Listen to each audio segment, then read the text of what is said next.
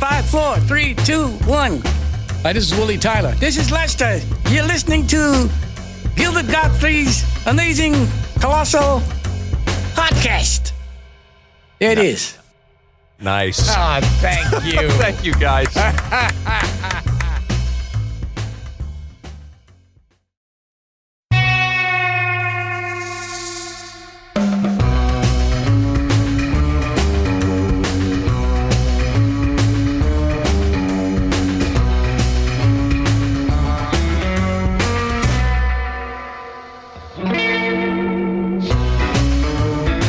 This is Gilbert Gottfried, and this is Gilbert Gottfried's amazing Colossal podcast.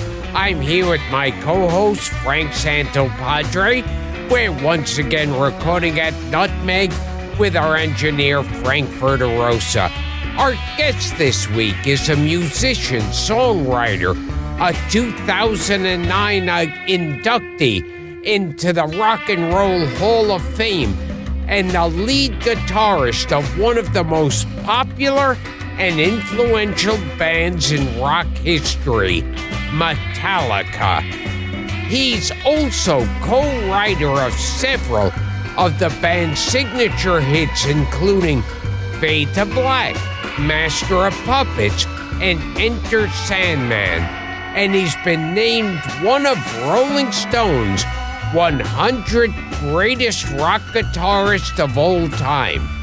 As a boy, he developed a keen interest in horror and science fiction movies, including the original Frankenstein, which led to a lifelong quest to acquire artifacts and memorabilia celebrating the movies he loved. In his 2012 hardcover book, Too Much Horror Business, features more than 300 images of the vast collection of horror movie memorabilia he's amassed over the course of 3 decades, including toys, masks, models, artwork, even original costumes worn by Bela Lugosi and Boris Karloff. And his terrific follow-up book, It's Alive, features dozens of horror and sci-fi movie posters from his personal collection, including rare posters from Frankenstein, Nosferatu, and The Mummy. Please welcome to the show one of the most accomplished musicians of the rock era, a fellow Monster Kid, and most importantly, a man who shares our love of the Black Cat, Kirk Hammett. Howdy. Kirk, welcome. Wow, that's quite an intro, Gilbert. You're kind of making me blush there for a second. The lengthy intros have become part of the show, Kirk. Yeah, I like it. They double as an obituary. Well, that's great. Now I kind of I got an example of how it might end up. See, here's something I have a hard time putting together, because I remember people telling me you should get Kirk Hammett on this show. Yeah, lots of people. From Metallica. And I said, from Metallica? Why? And I thought, and they said he's the biggest old monster movie freak there is. His collection is insane. And so how, the world of hard rock and nerdy guys buying he straddles both of those worlds. It's weird, because in your rock world, you get laid. And I don't think you do that in, getting one of the electrodes that Glenn Strange wore. Well, Glenn Strange turns women on. Yeah. Yeah. I started getting into the horror thing from a very, very young age. I mean, I felt the draw, the attraction when I was 5 years old. And that it was when I had seen my very first horror movie, which is Day of the Triffids. And, it never waned from that moment on, from seeing that movie to right this second. It's never waned. I've always been attracted to this genre because it just feels so fun, so great, and so comfortable, and so relatable. And this is my very first love, the horror genre, and music came a lot later. So, to tell you the truth,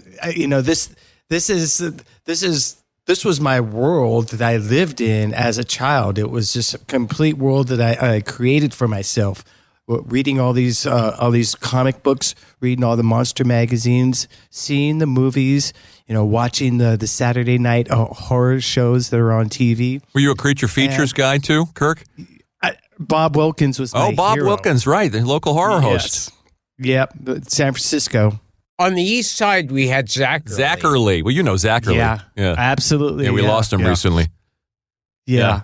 In fact, Zachary pretty much had the best description for the type of music I played, and he called it that plugged-in music.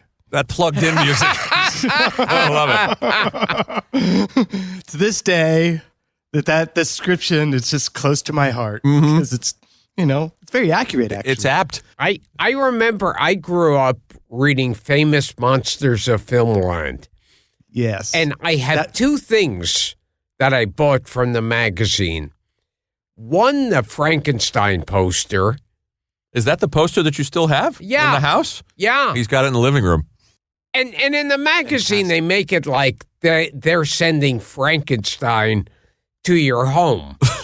And then you go, It's a poster. But it's in a frame in the living room now. I kept it for years. The other thing I have, also a complete ripoff, was Herman the Asiatic Insect. Now, this, in the picture, you see a little kid open a box and an enormous monster with fangs and claws and tentacles leap out, and people are screaming in terror. So I sent away for that, and it's a little tiny box about an inch long with a tiny stick in it, like an ice cream stick, that has some fuzz glued on it and a rubber band for antennas. and that's Herman the Asiatic Insect. Does that ring a bell with you, Kirk? Absolutely. I remember seeing the ad in Captain Company, and that ad, it was like you were sending away for like some genie in a bottle, but it was horrible Herman in a box. And I remember years later finally seeing one of those things and opening it up and thinking, "Oh my God, horrible Herman, you're so not horrible." Did you do the sea monkey thing too? Oh yeah, I had numerous sea monkey adventures. They always died on me. Yeah, the brine you're shrimp. Supposed to let them. Yeah, you're supposed to let them grow. From like Monday to Friday, but by Wednesday, mine would all be floating at the top of the water. I don't know what went wrong. And they didn't have crowns or robes or anything, like in the picture. Right? Yeah. Yeah, they didn't have a big throne they sat in. Exactly, and faces. I was expecting these things, to be swimming around with like totally human features and whatnot, being able to like look at me and interact. I remember seeing an ad, and it wasn't in Famous Monsters, but it was in some other magazine, and it said 12-foot tall monster from space, 25 cents. And I thought, wow, this is too good to be true. And so I sent my 25 cents in. I remember like 3 months later, this package came and it was a tube. And I was like, what is this? And I remember opening it up and thinking, poster? I didn't order a poster. And then unrolling it and it's the picture of the 12-foot space monster. They never told you that it was, a poster. I thought it was some like 3-dimensional sort of figure. But when you're 7.5 years old, of 8 course. years old, you're expecting the world. 25 cents isn't bad for a poster, though. Yeah. One thing we've discussed on this show, but I don't think could be discussed enough, they would advertise you could buy monkeys. Oh, yeah. We talked about that with Joe Dante. Yes. And a totally crooked operation. Yeah. And when you got the package, I heard the monkeys, there was no laws on the books, maybe, but the monkeys would be sent to these kids who were and the monkey would either be dying or dead when it got to the kid's house. Wow. So they actually did send a real live monkey. That's what we hear. Yes. That's what we hear. We had the director Joe Dante here, and he disputed it, but I've seen ads for it. Yeah, It's yeah. horrible. Yeah.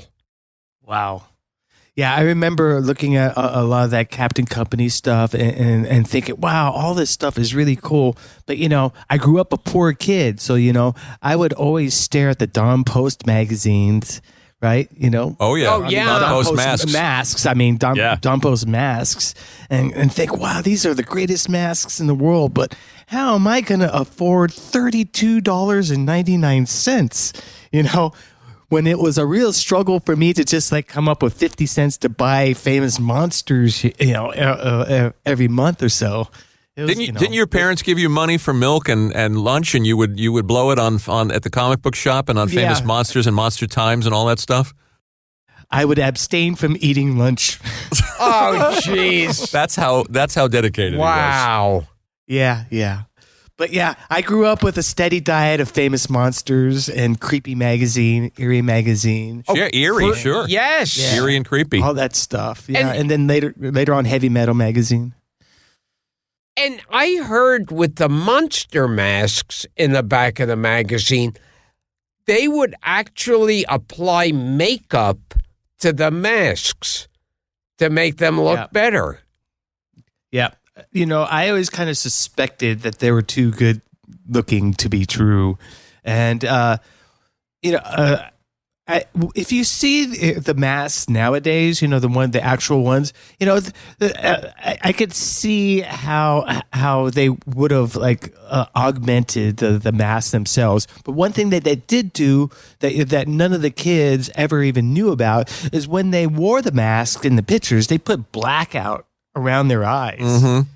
And so, when a kid would get these masks and put them on without the blackout, it was so obvious that they were, wearing a mask because you could see the flesh around the eyes coming through, and it wasn't quite the same effect as it was when you're looking at the picture in the magazine. You were an outcast. You call yourself an outcast kid, Kirk. That you and you related to the monsters. You felt, and Gilbert, you've mentioned this on previous shows, that you felt sympathy. Oh, yeah. For the monsters, and it was an emotion that you developed early by watching monster movies. Because it was always Frankenstein's the most obvious. He's a little kid. He doesn't know about the world, and he just wants to be loved and have friends.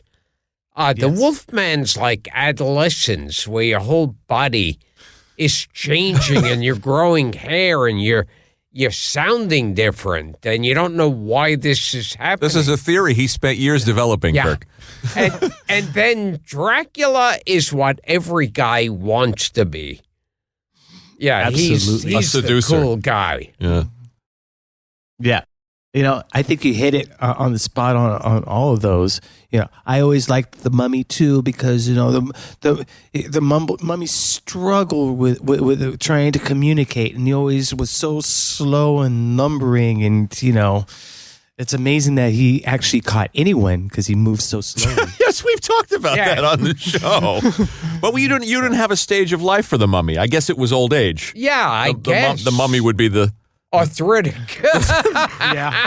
I find it interesting that you guys both had that moment, that turning point moment where you felt such sympathy and compassion for the monster. You were what, Kirk, 5 when you watched Frankenstein? 5 or 6 years old. 6 years old with your dad. Yeah, and I did, and there was something just that I could relate to just right off the bat. It's this guy who just wants to be loved, and he wants to understand, why he's there, and he's looking for the right father figure, but he keeps on getting rejected, from the father figure and humanity as a whole, and in a micro sort of way, I kind of maybe have felt that as a 6-year-old, but I definitely felt that later on growing up. I felt socially kind of like awkward, and being a shy kid. It was just easy for me to relate to these characters because they were stumbling through life with all these obstacles in front of them, and that's how my own life felt. You relate to that, Gil, being an introverted kid and absolutely, a withdrawn kid? Absolutely. You identify with the monster in those movies. And the earliest monster movie I remember seeing is The Indestructible Man with Lon Chaney, yeah. Yes. And Robert Shane, who was the inspector On from Superman. Joe Flynn from McHale's Navy, and Max Showalter. Yeah. And I didn't realize at the time that Chaney Jr. was like scary for the wrong reasons at that point in his life. Yeah, He's the world's biggest Lon Chaney Jr. fan, Kirk. Mm-hmm. I have a lot of respect for Lon Chaney Jr. too, but he eventually did become that character in Mice and Men. Yeah. Oh yeah. He's quite good in that. Yeah. Yeah. It's crazy, but yeah, I particularly liked Lon Chaney Jr. and the Wolfman. For me, I mean that's just like his classic performance. And I really like him as Count Alucard too. Yes. It's great. I love that movie so much. I have a son, and my wife wanted to give him a middle name with an A in it from one of her relatives. And I was pressuring her to name him Alucard. I love that. She didn't go along with it, but I would have loved to have had a son named Count Alucard. I would have loved that too. You got Max into horror movies pretty early. Yes. When he was really little, I would say, okay, who played Frankenstein? He'd go, Boris Karloff. and then the Wolfman, Lon Chaney Jr. And then and Bela Lugosi. You made sure he said Bela. Yes, right. You made yes. Right. You have 2 sons, Kirk. How old are your sons now? I do. How old are they now? 9 and 11, and they're constantly asking me when they can watch certain horror movies. And I'm like thinking, well, how old was I when I watched this kind of movie? And I always think way too early. And so they asked me, when can I see Hellraiser, Dad? And I'm thinking, Hellraiser. This kid's 9 years old. Yeah, it's intense. I don't know if they need to be seeing a movie about sexual satanic demons from hell. Maybe a little young. I think, 14 maybe. And they're like, how about 12? You could watch 13. Let them watch the Universal classics though. Oh yeah, they've seen Dracula, Frankenstein, Bride of Frankenstein, but their favorite, and I'm not surprised, is Abbott and Costello Meet Frankenstein. There you go. I love so much. We've spoken a million times about that on this show. That's a great movie. Oh, I love it. Speaking of Glenn Strange. Yeah. And, I really like Bela Lugosi's performance in that movie as well. I mean, you can tell that he was so happy to be back playing Count Dracula that, every time he's on screen, he just like, he just like soaks it for so much, atmosphere and vibe. At least that's what I think. And go ahead. Yeah, and like you said, Glenn Strange, he made such a great monster. I mean, his facial structure just added so much to it. Every like nook and cranny in his face just really augmented the character a lot. And the funny thing to me is like, they weren't using Lugosi back around that time in regular horror films. Was that 46? Abbott Yeah, and Costello meet Frankenstein? Yeah, And- 46, 47, yeah. Yeah. And they used Carradine, who was terrific. He's a great actor. But boy, when you see Lugosi in Abbott and Costello Meet Frankenstein, you go, this is what was missing from the other movies. Absolutely, I agree. John Carradine, I think, is a great, amazing actor, but I don't know why that decision was made. And they should. The thing about Bela Lugosi is that he was just so much himself. Every time he walked out on screen, you were just like, there he is, he's on screen, and he just dominated the whole room, And I think that kind of like held him back in the end, especially with the Dracula role. But I agree, he should have been in all those movies. House of Dracula, House of Frankenstein. Yeah, he is what's missing. He is what's missing from them, for sure. Speaking of Abbott and Costello Meet Frankenstein, tell Gilbert, and it's in the book, it's in Too Much Horror Business, what you have. You have the masks that Bud and Lou wore. Yeah. Yeah, the scene where they're about to go to a Halloween costume ball. Yeah, sure. Yeah. Yeah, and they put on two masks, paper mache masks. One of them is of a werewolf. Another one is of some like ghoulish kind of like vampire looking character. Those were found about 5 or 10 years ago, and I saw them in an auction. And oh my God, I couldn't believe that those things were still around. And I managed to acquire them, and so those made it into the book. And Fantastic. Also, the Wolfman head that's in the book is also from Abbott and Costello Meet Frankenstein, and it took a long time to verify that. But once we were able to like authenticate it that it was indeed from that movie, I was very, very happy because to have one prop from any of those Universal movies is incredible. To have two is like, great. To have actually three pieces, I am in heaven. They're great things to own. I read an interview with you in Collectors Weekly, and this is interesting, Kirk. And you said one of the ways that you acquire this stuff was to get in touch with people who worked on those Universal films. But are these heirs? I mean, these people aren't alive. How do you go digging for stuff like that?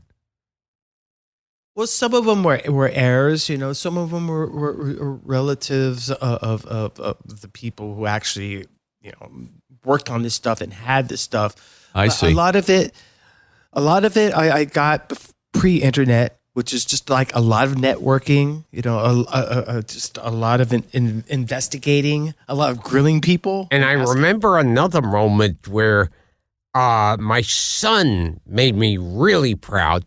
When he was like 2 or something, he was sitting in a coffee shop with my wife, and he was staring at some guy sitting by himself in the corner. And he leans into my wife and he goes, "Mommy, that man looks like Lon Chaney Jr." And I said, I don't need DNA testing. Perfect. I love that. And now I had almost the full collection. Frank and I were talking about the Aurora monster models. Yeah, and I wanted to ask you too. Was that the first thing? Was that the first item as a kid that you decided to start collecting? Was that the gateway drug, so to speak? It was the beginning, and that it all started from me walking into the kitchen, and there was my brother and my cousin, and they're painting they had bought the Frankenstein model, and they were painting it, and they're painting it all wrong. And I said to them, "What are you doing? Frankenstein isn't purple and orange and yellow and green." And I for years and years and years, I couldn't understand what that was all about until I just realized that they're on acid when they were painting. This is like 1968 or 1969. But when I saw the model, I was like, wow, they're doing a horrible job. And I ran to my mom and got some what was it like? What were they, like $1.25 or something like that? Yeah, not much borrowed more. The money from my mom. Went to the store, picked up a Royal Frankenstein model and built it, and that was the beginning of the end, really. And I bought that particular model and every one of those models at least 6 or 7 times as a child, because I was constantly building them, painting them, and either blowing them up with firecrackers or setting them on fire or just doing something just absolutely destructive. I was it was just what I did with my You my blew stuff. them up. That's why I don't have anything left from my childhood. That's too bad. Good thing you've had the scratch to replace them. Yeah, exactly. While I nudge Gilbert awake, listen to these words from our sponsor. Were you speaking?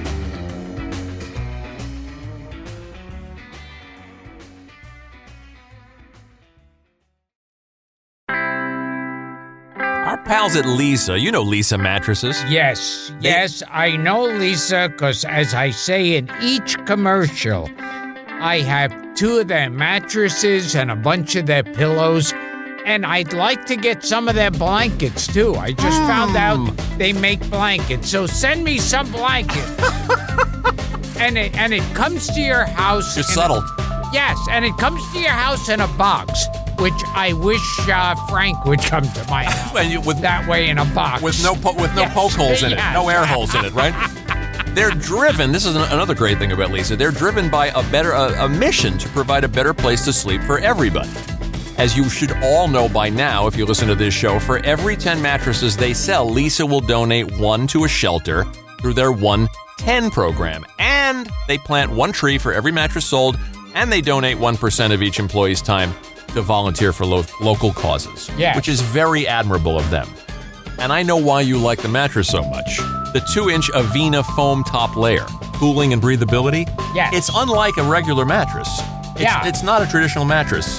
I know it's comfortable. I can't even pronounce those. That's a word I would screw up. Well, it's the 2-inch memory foam for the middle layer for body contouring and pressure relief, and there's a 6-inch dense core support foam, say that 3 times fast, for durability and structure, and it works for sleepers of all sizes. Try a Lisa mattress in your own home, as I have, for 100 nights, and it's risk-free. Available in the U.S., U.K., Canada, and Germany online with free shipping. Free shipping.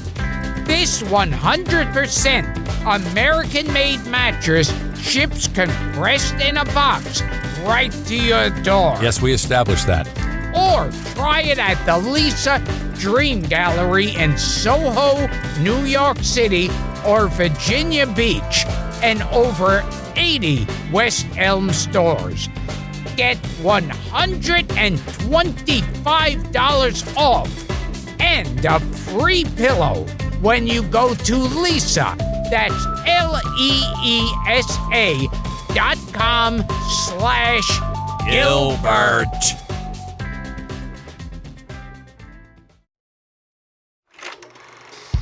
On the next Gilbert and Frank's Colossal Obsessions. Let's see. Somebody came up with, Tim Knight has come up with, there are different various podcast drinking games floating around based on things we do a lot or say a lot, like when I say scratch the surface. Right, everybody barely drinks. scratch the surface, or Gilbert says, oh, wow! By the way, Gino called me. Yes. Last Saturday, my wife and I got on the phone with Gino, which was wonderful. And he said, I've got impressions of Gilbert. These are my bits. These are my Gilbert impressions from the podcast. And one of them is you ask Gilbert if he remembers such and such an actor, and Gilbert says, "Oh, God, yes." It's Gil and Frank, Colossal Obsession. It's Gil and Frank, Hypnotic Possessions. It's Gil and Frank, your deepest confessions to Gil and Frank. They now control you, so give up. Gilbert and Frank's Amazing Colossal Obsessions, every Thursday, only on Stitcher Premium. Hey guys, just a quick word about the show Who Charted. On Who Charted, comedian Howard Kramer brings on his funniest friends to discuss the top 5 songs and movies of the week. And recently he's been joined by Natasha Leggero as a co-host, who you might know from shows like Another Period or the Honeymooner stand-up special on Netflix. They talk about everything from mumble rap to new country music, debate Neil Young versus Jimmy Buffett, and which movies seem too loud. Plus, each episode, Howard, Natasha, and the guest also share their hot picks with listeners, things they recommend over all the other garbage on the charts. Recent guests include actor and writer Ben Schwartz, comedians John Early and Kate Berlant, and Earwolf's own Paul F. Tompkins. So listen to Who Charted on Apple Podcasts, Stitcher, or wherever you listen to podcasts. It's Gilbert and Frank's Amazing Colossal Podcast. Also, aside from the famous Wolfman Frankenstein, all those, I remember my mother, she went to the store and she bought me, they had 2 together. And I guess it was cheaper. They were like attached together. And one of them was The Witch. That was just great. Yeah. And Bride of Frankenstein. Mm-hmm. Yep. Yeah. That Bride of Frankenstein model was outrageously cool because the best thing for me about that Bride of Frankenstein model was there was a tray on the table with a human heart in it. Oh, yes. Oh, yes. She's on the slab. Yes. Right. And How cool. there was that other one. Whoa. There was Forgotten Prisoner. Right. That was a... Yeah. Mm-hmm. And then there was the other one, the whatever they called it. It was a box with different things to whatever the word is when you add to something. They would have like little model rats or skulls. Oh, accessories. Accessories. Right. And you could glue The customizing kit. Yes. And Yes, you the could customizing paint them kit. up and put them on your models that were already there. Yeah. And you had the glow in the dark ones, Kirk. What do they call those? The frightening lightning. Yeah. They first came out as the Frightening Lightning, edition, and then they were just after that they were just straight on Aurora glow in the dark models, and I love those too because for me it opened up a whole new way of destroying them, which was in the dark. So, Gil, you didn't blow yours up. You would sit there and get the glue and Yes. assemble and then painstakingly paint them. You did all that? I would glue them, paint them. I'm impressed. I even would like put paint in the eyes. I would get like a pin and I'd put a little paint on it. Fantastic. Yeah. I read those things were so popular. I guess 61, 62 that I hope this is true, that they were manufacturing them 24 hours a day to keep up with demand. Yeah, I wouldn't be surprised. I mean, they had an amazing run. They were around for like a good 12, 15 years or something, and without very much alteration to from the original design. And so I would say they're pretty successful and they're still pretty popular to this day. And then I heard that someone bought the molds of the Aurora models and tried to put it out themselves with the idiotic ad campaign Rated X for excitement. Wow, I don't even remember that. So parents were going, I can't give my kid a porn model, They would see It hurt sales. I had the King Kong. Oh, I did too. You had to paint the little Fay Ray that was in his hand, and I had the mummy. They weren't glow in the dark at first, right? That was a future edition. That was later. Later. Yeah, that was later. Yeah.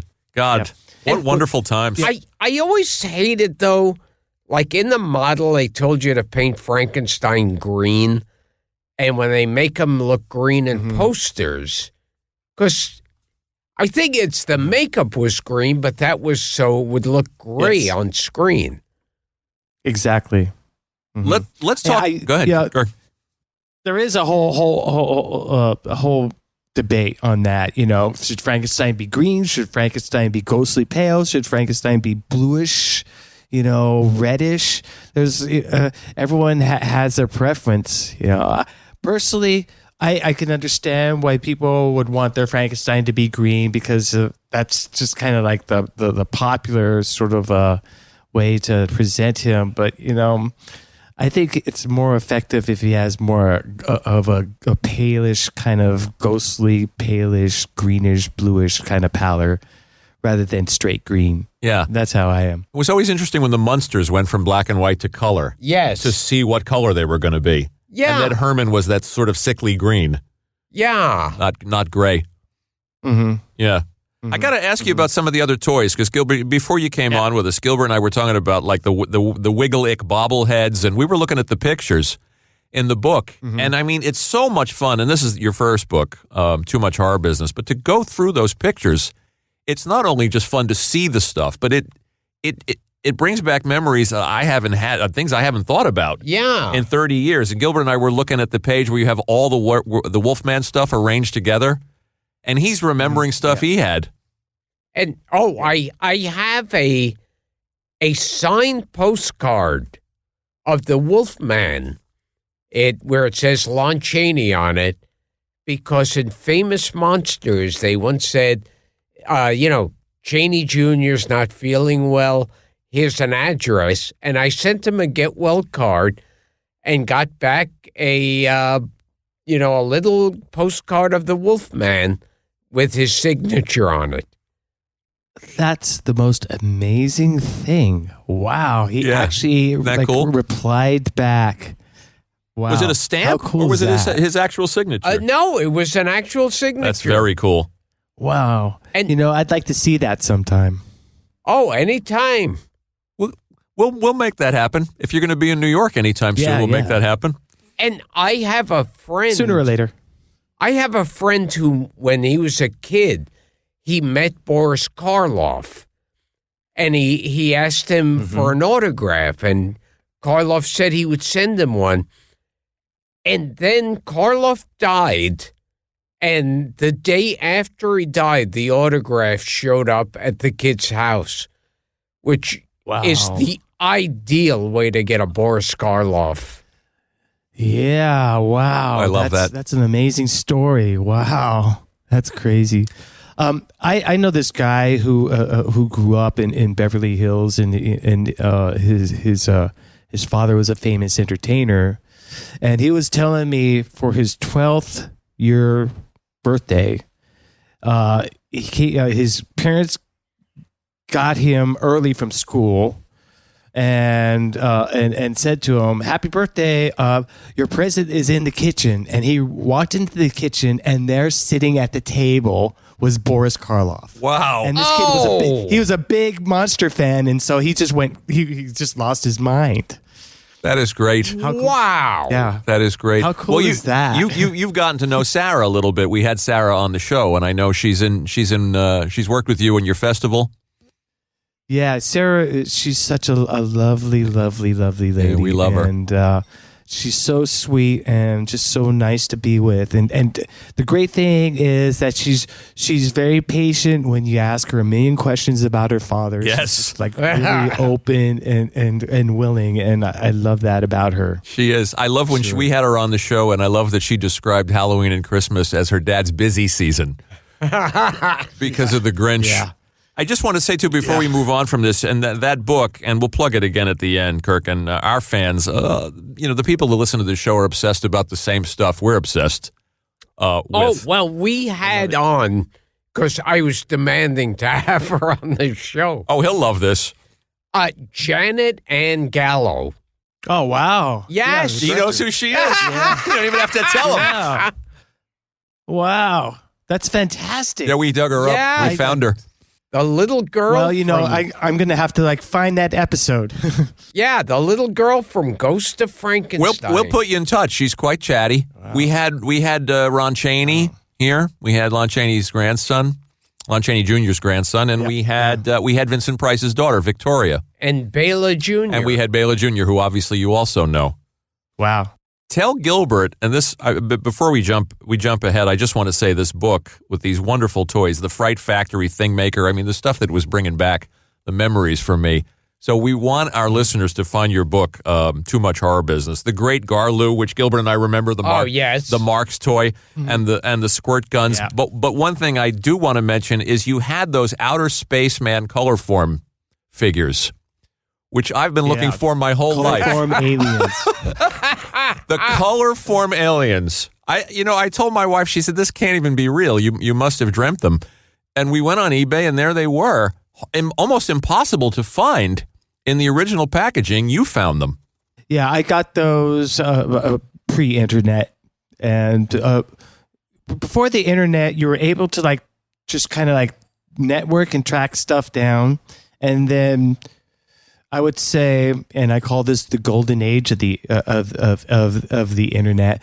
Between 1998 and 2001, it seems like everyone just wanted to just empty out their attics on eBay because there was so much great stuff that just became available in that 3-year period on eBay, stuff that no one even knew it was worth. Interesting. You could get deals, really. And I got a few of those color form figures from eBay, but the ones that are in the package, I got those pre-internet, and those are pretty hard to find. Very hard to find. I had all of those as a kid, and yeah, they got destroyed as well. They all got burnt up. He burned them up. I would kill to get my hands on them. Do you know what I'm talking about, Gilbert? The color forms, they were men from each different planet. Yes, there was the Venus had plastic wings in his back. I and there do was remember that a one. squid man, octopus kind of deal from Neptune, and just wonderful. Yes. The little the Mars guy was a little green man. Those really bring back special memories. I remember with the Aurora, in the instructions it said, for best results, use Aurora glue. And I remember as a kid, I said, even then I knew that was bullshit. And an advertisement, their glue is different than the others. Well, also you were an insider because your dad sold models in his hardware store. Well, this is it. He sold one model.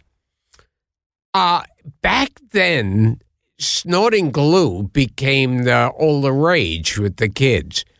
So a law was passed. Yep, I remember that. You couldn't buy glue unless you were buying a model. And so my father, he worked in a hardware store. He owned a hardware store. He had a little crappy airplane model. And every day, kids would come in. He'd sell them the airplane model and glue, and then he'd count to 5, go outside, and in the trash would be the airplane model. And he'd take it in, and he sold that one model about 100 times. Wow, amazing. Yeah. Yeah, I remember that time, and I remember my mom saying, there's all these kids out there that are sniffing this glue. You're not doing any of that, Kirk. I'm thinking, why would I want to smell this stuff? It already smells so bad already. Yeah. Why would I want more of it? And you grew up in a drug culture. You grew up in the San Francisco area, and everybody was doing something. And let me tell you, the one thing that people forget about the whole hippie thing, they remember the long hair, they remember the tie-dye stuff, they remember the free love, they remember the women not wearing, bras. But what they don't recall about the whole hippie thing is none of them wore shoes. None of them. as a child, I would see hippies everywhere. They were all barefoot, and it drove me crazy because, even as a kid, I had a thing about clean feet. All these hippies, they had the dirtiest feet all the time, and I wasn't having any of it. Yeah. It's an interesting part of your bio and your history that you escaped to the comic book store to get away from your parents' hippie friends. Yeah, they were everywhere. Really.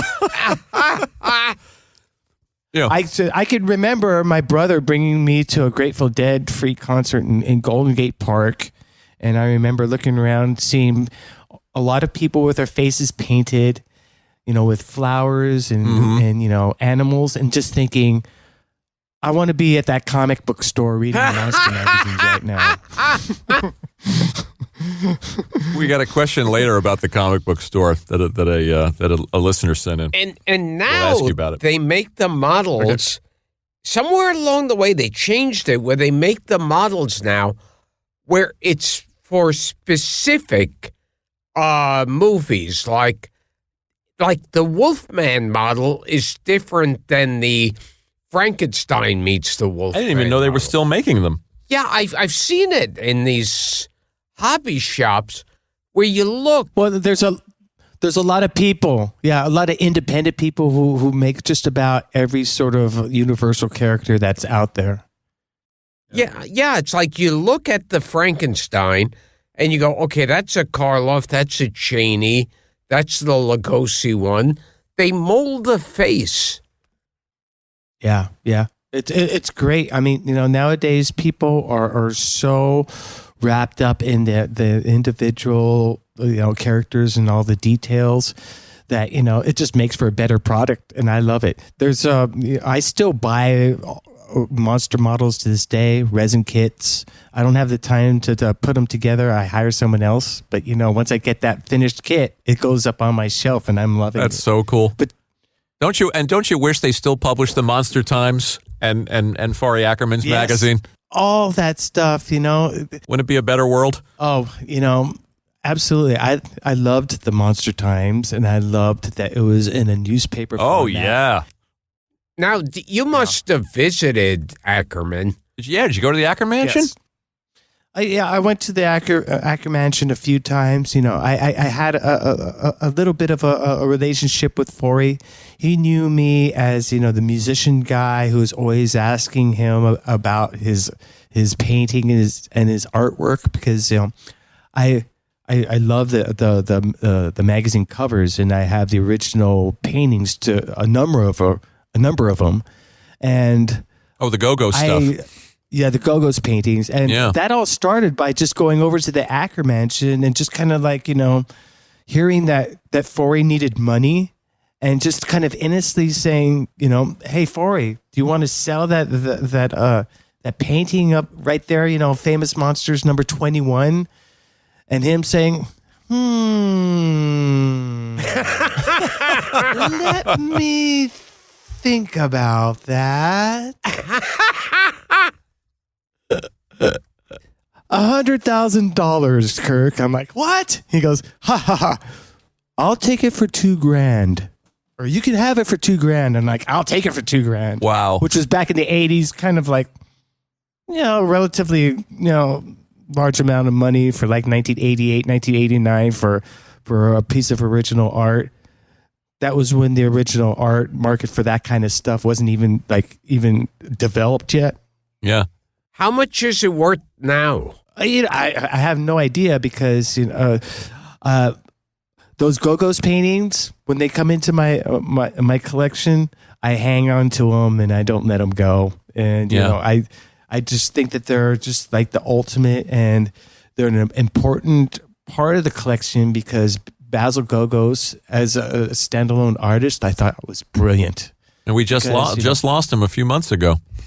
Yeah, unfortunately. Then wasn't there that other artist, I think Franzetta? Oh, Frank Frazetta. Yeah. He was just he's gone to too. me, he's Frank Frazetta. He's like Norman Rockwell to me. He's the anti Norman Rockwell, which I just love about him. But Yeah, the Go-Go's paintings and the famous monsters paintings that I have are real important to me because it puts that aspect of it, Basil Gogos' personal vision. It shines a light on that, which is I think important in the overall horror fandom, horror genre. His artwork was what attracted me to Famous Monsters as a kid. Those outrageous covers that just jumped out at you, and they're just so striking. And to see those paintings in person, they're just that much more striking. I've never seen one in person. Have you, Gil? Those Go-Go's paintings, the covers, the old covers? Yeah. You have to come see the collection. In the next museum opening, there will be a new opening that's coming soon. I can't really talk about it, but it'll be actually close to you guys. Oh, really? Closer East to you Coast. guys. Yeah. Good. We'll make a I would love. We'll make a pilgrimage, Kirk. And you just have to see these paintings because if you're into Famous Monsters of Film, man, they'll just knock you out. And Basil Gogos' process was amazing because a lot of the times he was just working from black and white stills, and you look at these paintings and they're just like in full livid color. Yeah, can't wait to see them. Striking color. Did he work in acrylics or are they oils? I believe that I believe they worked at both.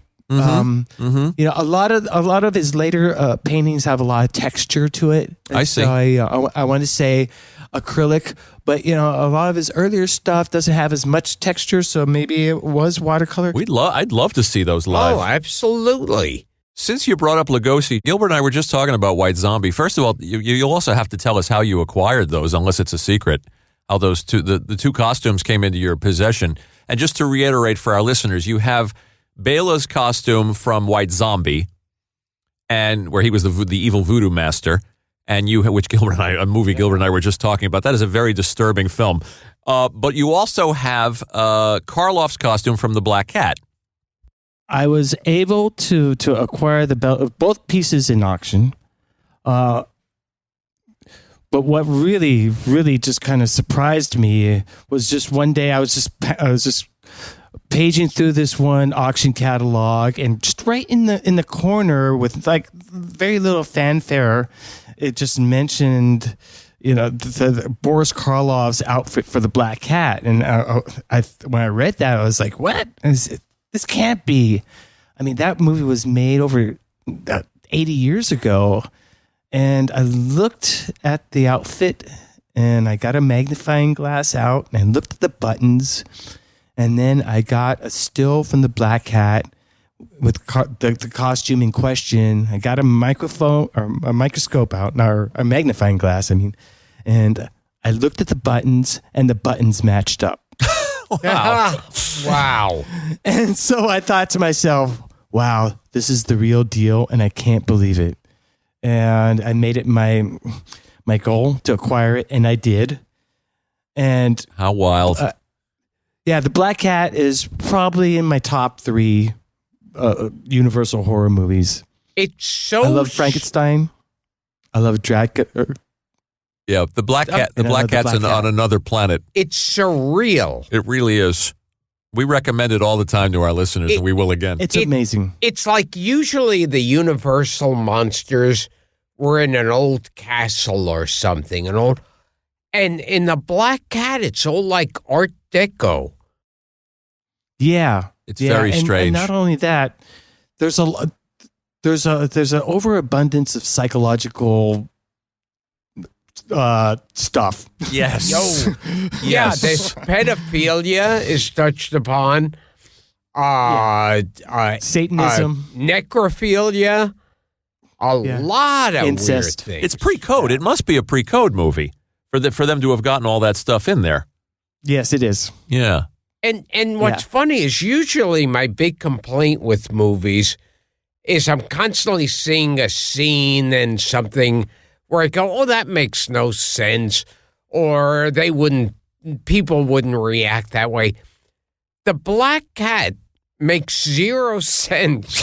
You don't mind from it. beginning to end. Right. And I don't care. I love the fact that it's insane. It's wonderful. And it's so atmospheric. For as insane as it is, it also has a weird sense of realism to it. You know, it's crazy and black comedy. Yeah. Yeah. And for me, Karloff is just so great. The way he looks, you know, the way he speaks, all his mannerisms. I mean, you know that his character was based after Aleister Crowley. And the necklace that he wears around his neck is kind of a variation of Aleister Crowley's signature. Interesting trivia. Yeah. And you know, I love that aspect about it because no one was making films with that sort of content back then. No, films about Satanism. Yeah, and you know, I you know, in my mind sometimes, you know, I wonder what it would be like to remake that movie, but not change the script at all, just modernize it, just you know, and basically have the same storyline. It would be incredible. By Karloff's bed, there's a digital clock.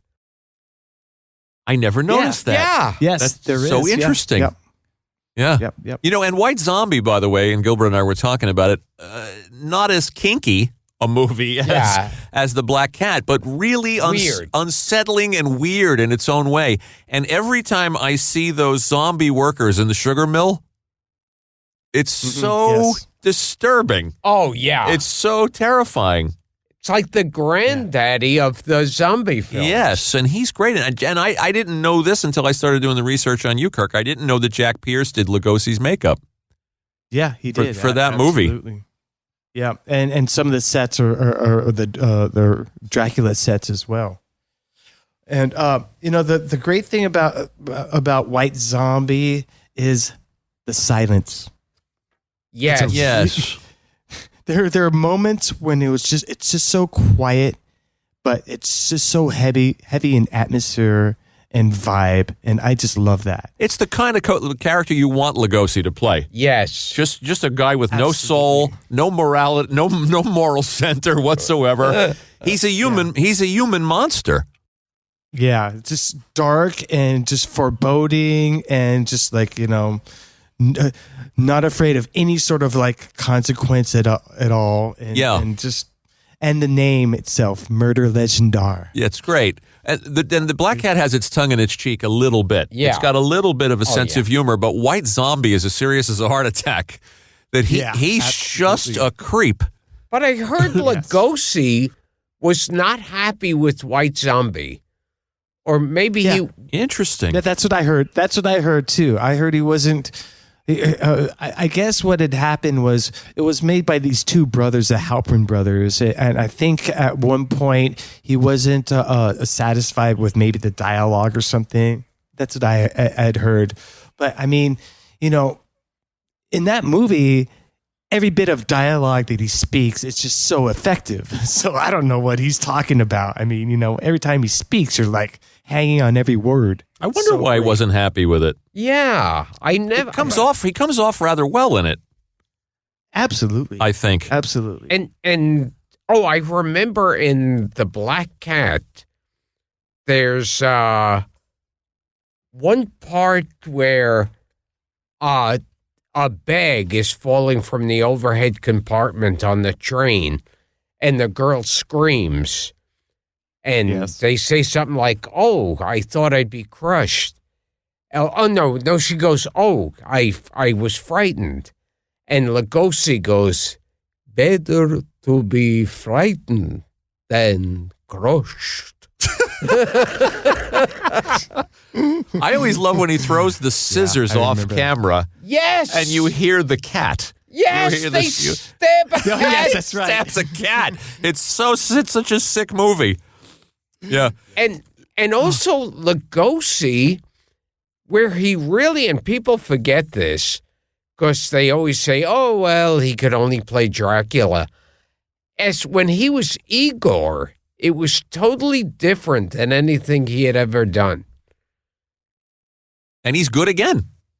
Yeah. Yeah, you know, I have to say, that when he played Igor, for me, it kind of, it was as emphatic as, playing the Frankenstein monster. I mean, he owned it. I mean, I really felt sympathy for Igor. And what really killed me was the scene where he's playing the flute and, all of a sudden the monster comes. I mean, how touching is that? Yes. Oh, yeah. It's a touching moment. Yeah. He finds those moments in that one. And Lugosi finds the comedy in Igor. There's some parts that's just really funny, the way he delivers the lines. Well, I just love it when they said, "Oh, they tried to hang Igor, but they failed." Oh, yes. They hang me. They showed the big broken neck. They hang me because I rob graves. They say. Yes, exactly. You hit it. Two other movies that I found in the research that you like that are near and dear to our hearts are The Incredible Two-Headed Transplant and The Thing with Two Heads. I love them. Which we're very fond of. Oh, how great is Bruce Dern? We had him on the show. We had him here. We asked him about it. Love it. Yeah, he has a great sense of humor about it. He's how terrific. Great is Rosie Greer? And Ray Milland. Oh, and Ray Milland. Yeah. Yeah. And that was a genre that came and went. Two heads on a body was a genre. It was so obvious, too, that Ray Milland is just resting his chin on Rosie Greer's shoulder, and that's the two-headed monster. It seemed like a good idea at the time. The white bigot was dying, and the black soul brother needed time to prove his innocence. More power to you, brother. I want to transplant my head on a healthy body. I think I like to donate my body to science after all. So they transplanted the white head onto the black body. Who would have suspected that neither would care for the idea too much? What are you guys doing to me? Shut up. Where's the rest of you? We are joined together temporarily. I would have loved to have been a fly on the wall when they were filming that. Absolutely. Absolutely. And they're both good. Casey Kasem's in I think Casey Kasem's in The Thing with Two Heads. Yep. Yeah, that's right. He is. He shows up in and that. Then the Rosie Greer Ray Milland monster escapes the police on a motorcycle. Yes. Yes. Kirk, real quick, I got a couple of questions from fans. We do this thing called Grill the Guest. Sure. And these are quick questions. Bjorn Nesheim, he says, Kirk used to hang out at the first all comic book store in the United States, which was the San Francisco Comic Book Company. Does he have a story about the late owner, Gary Arlington? Yeah, one time I something happened. I had like I don't know. I guess I didn't eat breakfast one day, and I was looking at some comic books and just like literally just like passed out and knocked over a whole stack of comic books. And because you weren't eating your lunch, you were spending your lunch money. Yeah, exactly. You know, on Erie, it was connected. Yeah. And the next thing I knew, I woke up and I was at St. Luke's Hospital in San Francisco in the emergency ward on a bed, and there was Gary right next to me. And I looked at him. I said, "What happened?" He said, "You passed out. You knocked over a big old stack of old comic books that we had just bought, and we thought you were like dying on us, so I rushed you. I got you in my Volkswagen, and I drove you over to the hospital, and here we are now." And I looked at him, and I thought, wow, you're just kind of like, I thought to myself, wow, you're just like my dad, but even cooler. That's a nice story. Yeah. That's a nice story about him. We lost Gary too recently. And the best part about it is that, you know, as I was there, he had some comic books for me to look at. He's like, here. These just came in. I was like, really? You're actually giving me some comic books to read?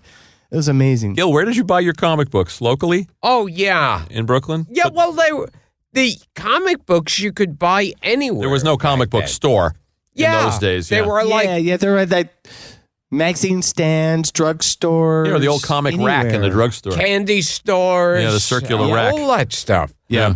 And when I was at Gary's store, often I could remember seeing a whole range of characters going through there. But the one I remember the most was Robert Crumb. Because, you met Robert Crumb. That's right. I kind of I just kind of stayed out of his way because for me. I wore glasses as a kid, but his glasses just took the cake, and his glasses were so thick, and that's what made me really remember him was his glasses and the way he spoke, and I knew that he was an underground artist, and so I stayed out of his way because he was a little intimidating for me as a little kid. Yeah, a legend, but, sure. But he came into the store quite a lot. Him and Gary were very close. And I remember newsstands would have comic books and monster magazines. And also, you know what I love about the old posters? Yeah, let's talk about the poster book. Is that, there's It Conquered the Earth, which is a crappy movie with the phoniest looking monster ever. Is that with Beulah? Oh, It Conquered the World. Yeah, yes. Yeah. Conquered the World. Yeah, yeah. And of course, they always had these lines in it. First, there's a sexy girl lying there in a nightgown that she probably never wore in the movie, and that shows a lot of skin. And the blurb is, it made men prisoners and women slaves. So everything was sex. They'd show a monster and nothing could control its desires. Yeah, amazing. All those posters, that it seems like in the 50s, the women were either in bathing suits or slips. It's really, yes, really there's a lot of that. Yeah, especially in the Cold War stuff. Yeah, but those, I have to tell you, the Universal, Gilbert marked the book. Those Universal posters, the French and the Argentinian, are they? The Frankenstein posters? Those are fascinating. Are they the only ones of their kind left? Amazing. Yeah, those are the only known examples that have survived. The double panel, are they called? Yeah. Mm-hmm. World War II did a real number on movie posters, both here in the United States and obviously in Europe. But in the United States, when the war effort was going, they had these things called paper drives, which was basically people driving through town and recycling paper. And those recycling trucks would stop at the movie poster exchanges, which were where a lot of these posters would live. They were like poster libraries. And the poster exchanges would just come out with huge stacks and just throw them onto the paper trucks and drive off with them. And so that's why there isn't a large amount of movie posters that have survived. And so, a lot of these posters, they're the only ones that have been discovered and found. And so the French double panels are pretty unique in that, one, they're pre-World War II and they have managed to survive all this time. And, two, people didn't really ever think about hanging on to this stuff in the first place. So, I mean, just the fact that it just didn't get thrown into the trash is just a remarkable thing. Yeah, I'm going to show Gilbert have the book. And this is the reason I don't like Hitler. That's one reason. Yeah, me too. He really put a damper on German cinema. I mean, they were doing really good with Nosferatu and Metropolis and Cabinet, Dr. Caligari. Oh yeah, they all had to get out of the country. Yeah, it's funny. In the Cabinet of Dr. Caligari, they offered both of them a chance to live comfortably in Germany if they'd make propaganda films for the Nazis. And so Werner Krauss, he decided to stay in Germany and make propaganda. Conrad Veidt, Escape to America, and where he was most famous playing the German officer in Casablanca. He was very anti-Nazi. Yes. So is Karl Freund. Karl Freund was also kicked out of Germany, and he worked on the Mummy and Dracula. And Edgar Ulmer, too. Edgar Ulmer.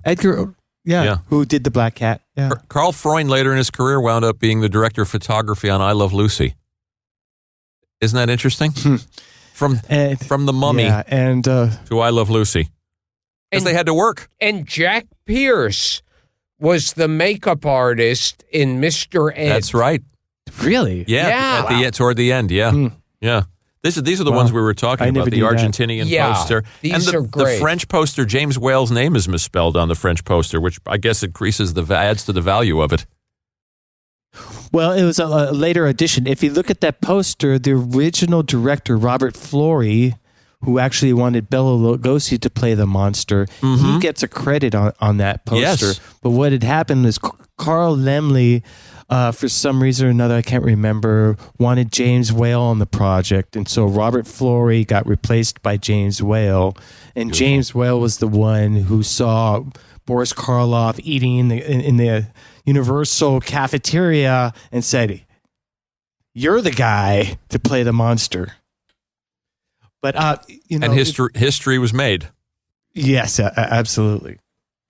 The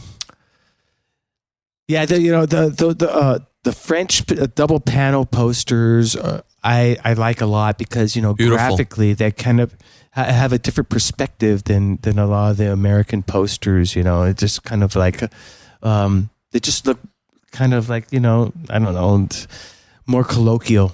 Was one of the Frankenstein posters found in an abandoned movie house in Canada? Do I have that right? In a projection room?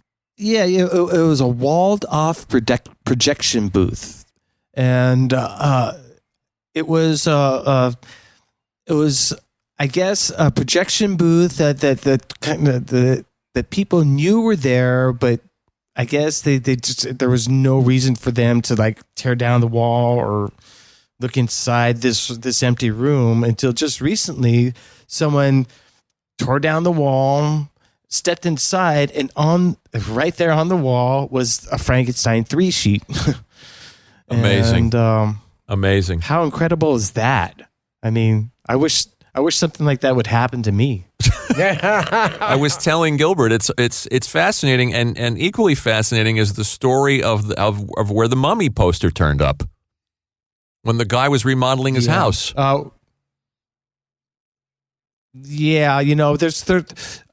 It's amazing because I have movie posters that have been found in New Zealand, in Iran, in Sweden, just all over the place. And these are American posters. They're American issue. I have a whole slew of half sheets that were found underneath a floor in New Zealand. It's fascinating. The Mummy 3 sheet that I have was found in Sweden, of all places, and that's just strange to me because Sweden had their own movie poster production house. They printed and designed their own movie posters, and I've seen the original Swedish movie poster to the Mummy. So for Sweden to have an American poster and a 3 sheet, it's just kind of like, it almost seems like a mistake, like they got sent this poster by accident and they kind of like threw it in a corner and just forgot about it until it was found, decades later. And, and I managed to acquire it. But it's crazy because this stuff, it's just, you never know where it's going to come from. Well, one of the sad things I was saying to Gilbert, too, is a lot of times in those days, the artists didn't sign their work and they were anonymous. You didn't know. Yeah. In some cases you do, but in many cases, nobody knew who was painting these things. Just studio artists, grunts, people who were grinding out a check. Yeah. Yeah. And to me, it's just it's a real shame, because these people had no idea just how much their artwork meant to people. I had I have a feeling that it was just another gig for them. Just like break it out, get it done, and move on to the next thing.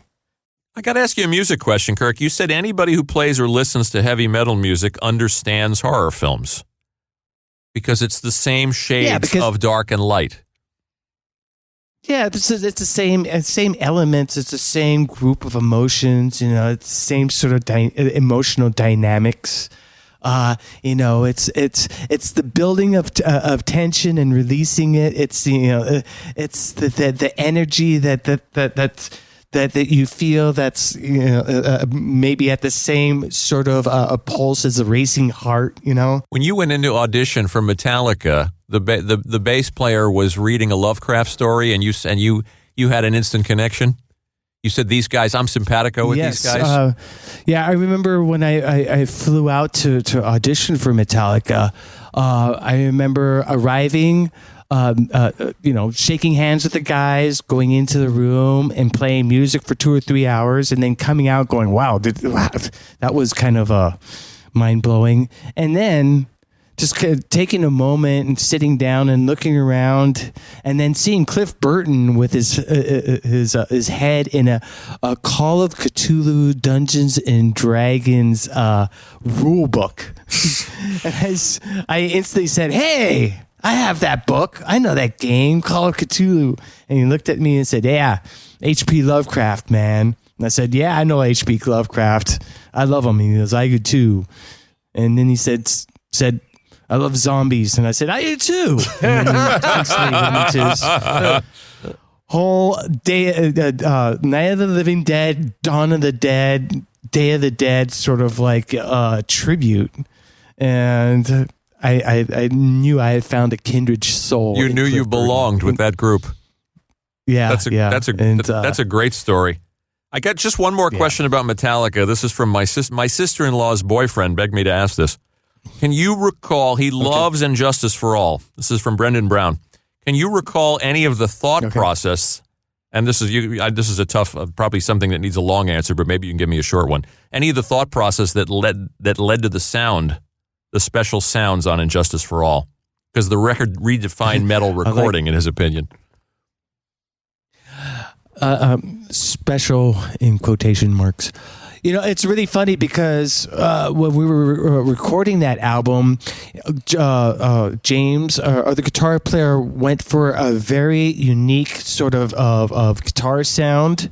And, Lars wanted his drums to sound like very dry and upfront as well. And, those two unique sounds put together created a sort of tonal palette where when you added more bass frequencies, it just kind of muddied up the mix. And so as a result of that, you can't really hear our bass player very much. As that album, turned out the way it turned out, we thought we had made a really kind of like, unique and different album that sounded nothing like our previous 3 albums. And, unbeknownst to us, I guess that people have used the sound of that album as a template for their own albums. And I didn't even realize this until someone brought it up to my attention only about 10 or 15 years ago. We just thought that we just looked at it as kind of like a sonic experiment to try for one album, but it wasn't anything that we were going to hang our hats on for the next, 2 or 3 decades. It was more kind of like a place where our heads were at sonically. And as a result of it, a lot of people really like the way that album sounds. In retrospect, I admire our audacity at trying something so different. But our next album kind of filled in for what we were missing from And Justice for All. I see. And so I'll just put it that way. That's interesting. But Yeah, but like I said, a lot of people really, really are attracted to the sound of that album, and there's nothing really.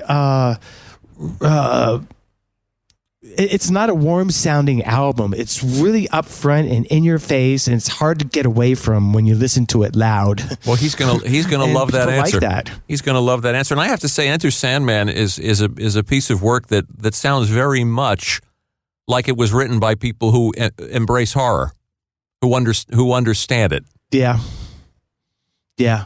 Or let's just say the darker side of life. Yes, very. That's more inclusive. Very, very much so. Gil, you want to ask him about Dwight Fry? Oh, yes. Oh, yes. Who died young on a bus. One of the all-time greats. Yeah. Yeah, I think, and I think... On a bus? He died on a bus. He had a heart attack. I think they had it listed in the paper as toolmaker Dwight Fry. They didn't even have him like as an actor. And it was so funny. He started out big, like Frankenstein, Bride of Frankenstein, Dracula. Yep. And then he started just popping up like in the horror sequels, like he'd be like one of the villagers. Yeah. Mm-hmm. Yes, like an extra or something. Yeah. It's a strange short career he had. Yeah, and I heard he was supposed to be a very skilled song and dance man. I didn't know that. Yeah. How interesting. Yeah, I heard that he came out of theater and Broadway. I got to look that up. He did that whole circuit, and then it just became an actor.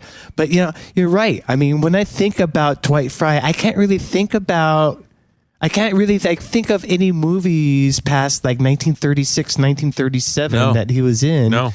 Maybe it wasn't he in like some Monogram stuff. Maybe like the Vampire Bat or something. He may have, yeah. I can't picture Renfield breaking into song. But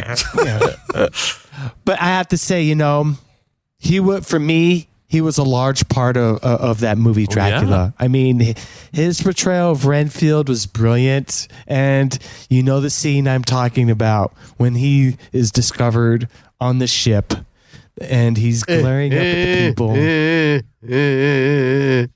Brilliant. Absolutely brilliant. All right, Kirk, in the time we have left, we're going to give you one wild card. These are three movies we've talked about on this show, and we'd love you to comment about them, and you could pick one or comment on all three. The Tingler, Freaks, or Island of Lost Souls. How about all three? Okay.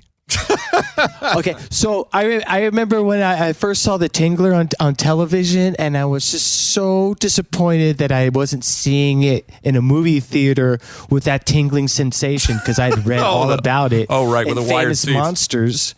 Yeah, and and when I actually had seen it, I was just thinking, wow.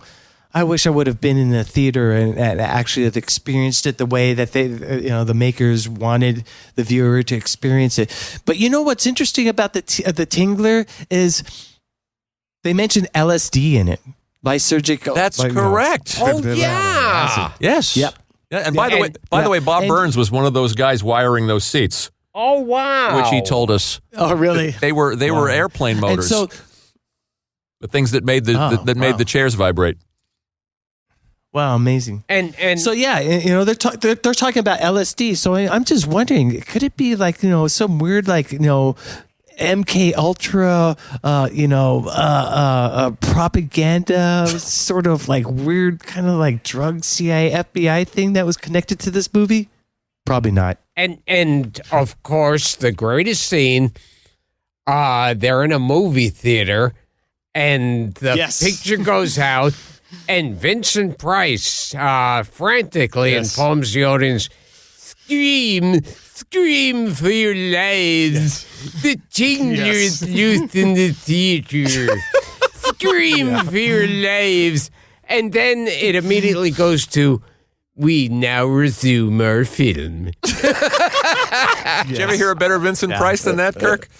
That's really good. That's really great, actually. Real quick, give us something on Island of Lost Souls, which Gilbert loves. Well, I love when Bela Lugosi's screaming about the House of Pain and "Are we not men?" Yes, and it's creepy. And whenever he screams, "Are we not men?" these days, I want to scream back, "No, we are Devo, D-E-V-O." Yeah, that's right. They co-opted that. Yes, the House of Pain. They made us in the House of Pain, not men, not beasts, things. That's perfect. Wow, that's really, really great. You have it down. Doesn't he have it down? I really believe again, Lugosi steals that film. Oh, he from does. Me, for myself. He does. And what is the law? Not to spill blood. That is the law. And I heard that I think Charles Lawton based his performance of the Mad Doctor on his dentist. I've heard that too. Yeah. Really? That's weird. Wow. I'm glad that dentist is probably not around anymore. And Freaks. Yeah. What? You give us one comment or one insight on Freaks. Well, that one of the last scenes when all the freaks are out and it's raining and Prince Rainier is doing his hobble. That's the guy without the arms and legs. Yeah, he's hobbling from side to side with a razor in his mouth. Oh my God, that was just like the ultimate for me. That movie's ahead of its time. There. Don't you think? Oh, yeah. Maybe the audiences weren't ready for that, for that kind of subject matter. Absolutely not. And I remember that was one of the movies I picked when I was on with Robert Osborne. That's right. And it's one of those movies where even if there's not a scary thing happening, you're still a little scared. It has you on edge the whole time. Absolutely. Yeah. And I was just in constant marvel anytime any of the freak characters came on screen. I mean, it's just like, I was just blown away by the fact that those are real people and they're not really even acting. No. and the ending, number one, they make the woman into a half chicken. Yeah. And I heard that was a chicken suit that Lon Chaney Sr. built. Wow. He was planning a movie. Good trivia. And what they cut out of the movie was that the strong man at the end is singing soprano. So it means that the freaks castrated him. Wow. I wonder if that footage still exists. It might. That to me. Wow. I was glad they didn't keep that in because I want the freaks to be a little sympathetic. A little bit. And if they cut a guy's dick off, I can't really root for them. That's crossing a line for you? Yeah. So we'll tell our listeners to check out the Black Cat, White Zombie, Freaks, and Island of Lost Souls, if they haven't by now. 200 and the episodes. Wolfman. And, of course, the Wolfman, 200 episodes in. By the way, he does a great Maria Ouspenskaya. And, though, you can't forget the thing with two heads. And the thing with two heads. Oh, that's right. The incredible two-headed Maria Ouspenskaya. I was the only kid who could imitate. Listen to this, Kurt. Yeah, yes. She was amazing, by the way. Yes. The way you walk is thorny, through no fault of your own. But as the rain enters the soil, the river enters the stream. So tears go on to a predestined end. Find peace for a moment, my son. Look, I wish our listeners could see the look on Kirk's face. I'm just thinking, if I would have known you, Gilbert, as a kid, I think we would have probably been inseparable. Did you really want to know another kid who was doing Maria Uspenskaya impressions? Well, I would just let me just go on to say that I as a kid. And I'm sure all his horror fans could relate. I spent so much time imitating Frankenstein, the Mummy, Dracula, the Wolfman. Who didn't get the ace bandages and start wrapping their hands? And start dragging your foot behind you. Yeah. And so Well, I wish you guys had known each other as kids. But that's one of the great things about this show, Kirk, is that we get to meet the other monster kids. We get to identify them, and bring them in. So, anything to plug? What's coming up? You guys are on tour. I just want to say that I left out something about the Black Cat costume. Is that once I finally did acquire it, the first thing I did was put it on. And it actually fit me. Wow. And I walked around the house. That's cool. For like an hour, just pretending I was Boris Karloff in the Black Cat. So that's fantastic. Wow. How did it fit? It actually fit me, which was crazy because I'm 5'7". I know Karloff was like maybe 5'10", 5'11", but I always knew that he was a slim guy too, and so I was able to put it on and walk around without busting any seams or anything like that. So I was happy. So if we make a pilgrimage out to the house, you're going to let Gilbert try on the Karloff costume from the Black Cat? I'll break out the tape measure and measure his waist really quick to make sure that it's compatible. And then we'll go for there. Let me plug the books. The Too Much Horror Business, which is fantastic. You will lose days looking at it. It's on Amazon. It's in bookstores. Please patronize bookstores. Also, It's Alive, which we have here. Classic horror and sci-fi movie posters from the Kirk Hammett collection, which Gilbert is absolutely fascinated by. Oh, yes. And I'm going to let him take it home and play with it. And I beg your pardon? What? I usually go home and play with it. What's going on with touring the exhibit and your yearly festival and anything else you want to put out there? Well, the collection just finished a really great run at the Peabody Essex Museum in Salem, and that's wrapped up now.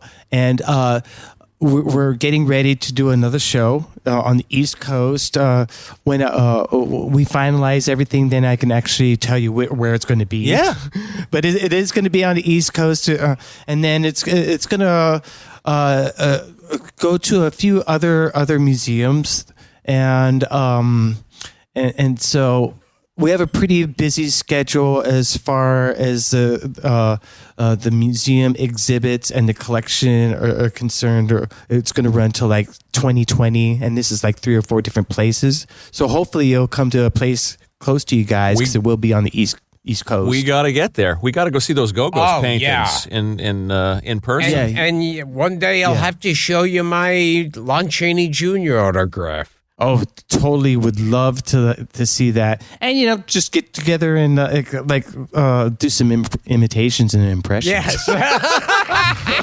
In all your travels, Kirk, and you've been pursuing this a long time, did you ever meet anybody who did Maria Uspenskaya? It is a first. Absolutely. I have a friend on the East Coast who does a pretty good, Igor. I asked him to do Elena Vertigo, but he wouldn't do it. Oh, that's funny. You don't even do that one. So hey, Elena Vertigo, guys, come on. Who is she? Oh, she was in The Wolfman. Yes, she just exactly. died. She died last year. Yes, she did. Wasn't she in House of Frankenstein? Exactly, yes. Very good. She was in the House of Frankenstein. And J. Carrol Nash is in love with her. Yes. She was. Elena Verdugo was also Marcus Welby's nurse on Marcus Welby, MD. Yes. And didn't she also sell coffee? I don't know about that. She was in those coffee commercials. That might have been Mrs. Olsen. But her family... At one point, her family owned like half of the land that Universal Studios is on. Wow. Way back in the day, her family was, I guess, they had a huge ranch in that area. Well, Kirk, when you're this way, either with the band or by yourself, we'll do another one of these. We can talk about Val Lewton. Would love to. We didn't get into the Black Sleep, and we could do a 6-hour show with you because you're one of those guys. Yes.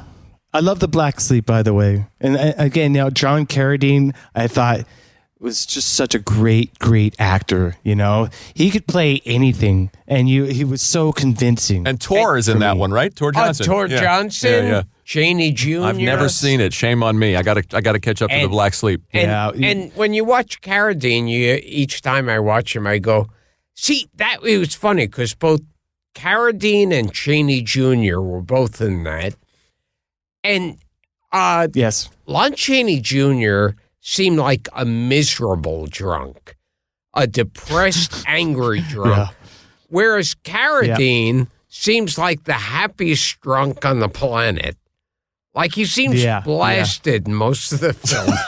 He's got a body of work, that guy. Oh my God! Yeah. Well, when you saw him later on, he did a lot of cameos in like the 70s and whatnot. He always seemed like he was so happy to be in those cameo positions. I think he's in is it The Howling or maybe he's in The Howling. I think it was he's in The Howling. He's great in The Howling because he looks like he's playing himself.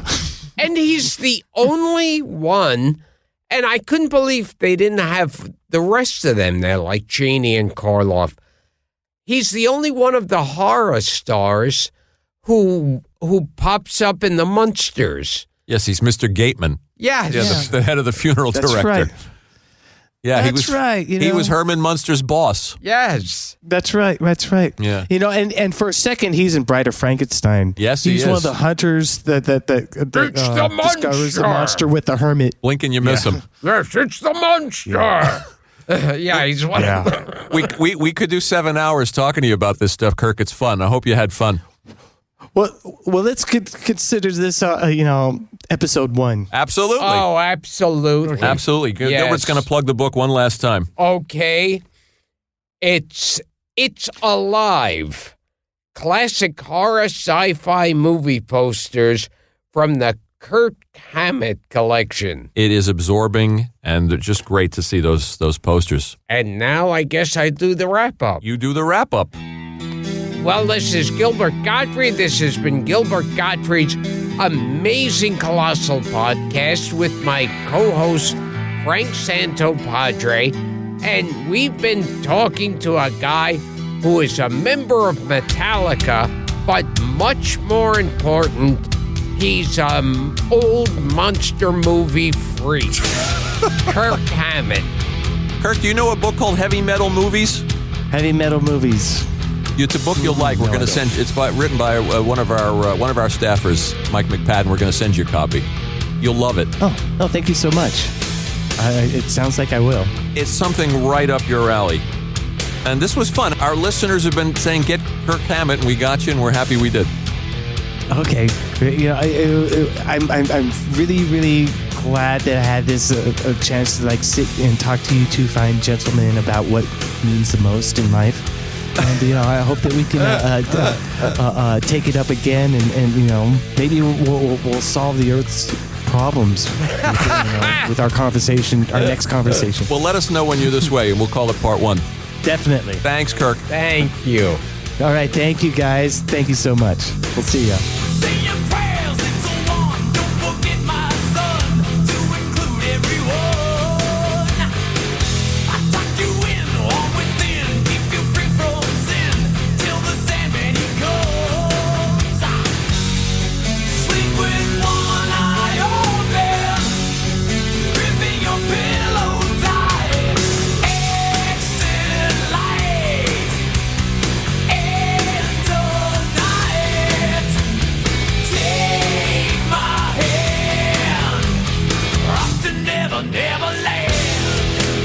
Gilbert Gottfried's amazing Colossal podcast is produced by Dara Gottfried and Frank Santopadre.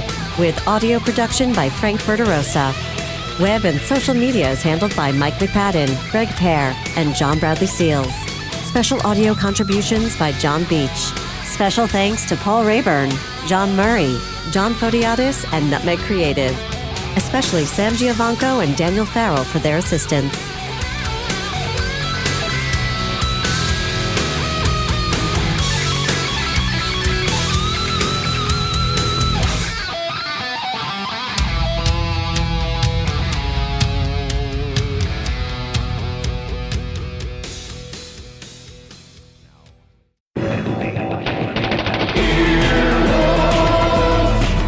This has been an Earwolf production, executive produced by Scott Aukerman, Chris Bannon, and Colin Anderson.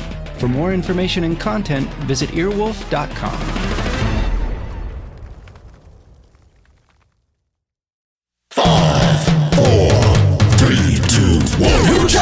Hey gang, I'm Howard Kramer. And I'm Natasha Leggero. And we host the podcast Who Charted, where comedians join us to talk about the top 5 songs and movies of the week. We discuss everything from mumble rap to new country, debating Neil Young versus Jimmy Buffett, and which movies seem too loud. Howard and I often watch the movies together. Natasha and I often treat the movie theater like a buffet and take a few samples, maybe 2 helpings of a Black Panther or a spoonful of Ready Player One. After the charts, we all bring in our personal favorite songs of the week, tell stories, and Howard may give chartists a few summer tips. That's right, have a summer. Summer is upon us, and you need to have a summer gum, a new summer bathing suit, and of course, a summer secret. So listen to Who Charted on Apple Podcasts, Stitcher, or wherever you listen to podcasts. Charts.